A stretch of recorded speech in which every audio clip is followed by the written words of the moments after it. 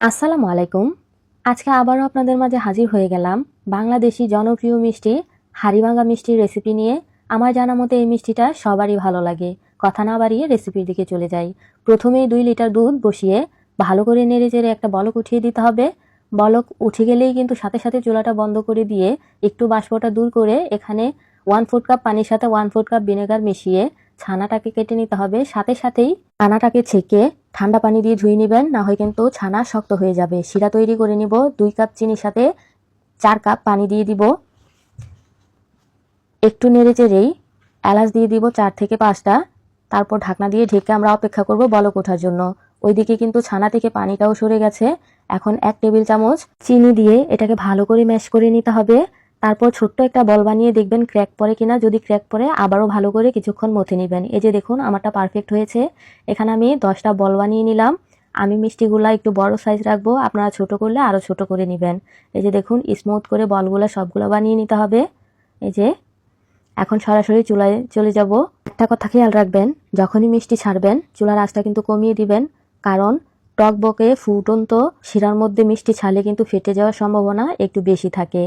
এই যে দেখুন ছেড়ে দেওয়ার পর আমি চুলার আঁচটা বাড়িয়ে 5 মিনিট কুক করে নিলাম। এখন 5 মিনিট পর একটা হাতল দিয়ে আমি একটু নেড়ে চেড়ে দিচ্ছি। এ পর্যায়ে ধারালো কিছু দিয়ে নাড়াচাড়া করতে যাবেন না, এতে করে কিন্তু মিষ্টিগুলা কেটে যাওয়ার সম্ভাবনা একটু বেশি থাকে। এখন ঢাকনা দিয়ে ঢেকে আরও 10 মিনিট কুক করে নিলাম। এই যে দেখুন এখন চামচের সাহায্যে 1 চামচ পানি অ্যাড করে দিলাম। এই চামচটা কিন্তু পরিমাণে আমার আধা কাপ, অর্থাৎ আমি আধা কাপ পানি অ্যাড করে দিলাম। তারপর আরও 10 মিনিট কুক করে নিলাম। আমার মিষ্টিগুলা মনে হচ্ছে হয়ে গেছে, আমি একটু চেক করে নিচ্ছি। এই যে দেখুন ডুবে গেছে। যদি ভাসমান অবস্থায় থাকতো তাহলে আরও কিছুক্ষণ কুক করে নিতাম। এখন আরও 1 কাপ ঠান্ডা পানি আমি এখানে ঢেলে দিলাম যাতে কুকিং প্রসেস থেমে যায়। এই যে দেখুন আমি রাতে মিষ্টিগুলা বানিয়ে নিয়েছিলাম, পরদিন সকালে মিষ্টির অবস্থা কতটা শিরা খেয়ে টইটুব্বুর হয়ে আছে, আর এটা কতটা স্পঞ্জি আপনারা নিশ্চয়ই খেয়াল করছেন। এতটা চিপার পরেও কিন্তু এটা ফেটে যাচ্ছে না অথবা ভেঙে যাচ্ছে না। এভাবেই চিপে সবগুলো আমি একটা সাইডে রেখে দিব। এখন দেখেন ক্যারামেল করে নিব। আধা কাপ চিনি দিয়ে দিলাম।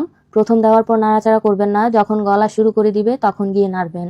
এই যে দেখুন আমার ক্যারামেলটা কিন্তু একেবারেই পারফেক্ট হয়ে গেছে। এখন আমি কিছুটা গরম পানি ঢেলে দিব, কারণ সরাসরি দুধ ঢাললে কিন্তু দুধটা ফেটে যাওয়ার সম্ভাবনা একটু বেশিই থাকে। আর এর থেকে বেশি কালার আনতে যাবেন না, তাহলে কিন্তু পরবর্তীতে তিতা হয়ে যাবে। এই যে দেখুন আমি 1 লিটার দুধ এখানে ঢেলে দিলাম। এখন এটাকে জাল করে কিন্তু অর্ধেক করে নিতে হবে। কিছুক্ষণ জাল করে নিলেই কিন্তু কালার চেঞ্জ হয়ে যাবে আর এটাও অর্ধেকটা হয়ে যাবে। এ পর্যায়ে আমি চুলার আঁচটা বন্ধ করে দিলাম। এই বন্ধ থাকা অবস্থায় আমি একে একে মিষ্টিগুলা দিয়ে দিলাম। আর আমি আগে আপনাদেরকে বলেছি মিষ্টিগুলা কিন্তু চিপে আমি রসটা ফেলে দিয়েছি। যদি রস সহকারে দেন তাহলে কিন্তু মিষ্টির ভিতরে আমাদের এই মালাইটা প্রবেশ করবে না। এই যে দেখুন এটাকে এখন ঢাকনা দিয়ে ঢেকে আমি 4 থেকে 5 ঘন্টা রেখে দিয়েছি। আর এগুলা দেখুন শিরা খেয়ে মালাই খেয়ে টইটুব্বুর হয়ে আছে। আর উপর দিয়ে আমি কিছুটা মাওয়া দিয়ে দিচ্ছি। আমার হাতের কাছে ব্রাউন কালারের যে মাওয়াটা সেটা অ্যাভেলেবেল ছিল না, যার কারণে আমি সাদা কালারটা দিয়ে দিয়েছি। আপনাদের হাতের কাছে যদি ব্রাউন কালার থাকে তাহলে ওইটা দিয়ে দিবেন। ওইটাতে টেস্ট যেমন ভালো আসে, দেখতেও কিন্তু ভালো লাগে। অনেকেই হয়তো অধীর আগ্রহে এই পর্যন্ত বসে আছেন একটা মিষ্টি কেটে দেখাবো বলে ভিতরটা কেমন হয়েছে। এই যে দেখুন নরম তুলতুলে, ভিতরে রসে একেবারেই টইটুব্বুর। আশা করি আমি বলে বোঝানোর মতো কিছুই নেই এখানে, আপনারা দেখেই বুঝতে পারছেন। রেসিপি ভালো লাগলে লাইক কমেন্ট শেয়ার করে দিবেন।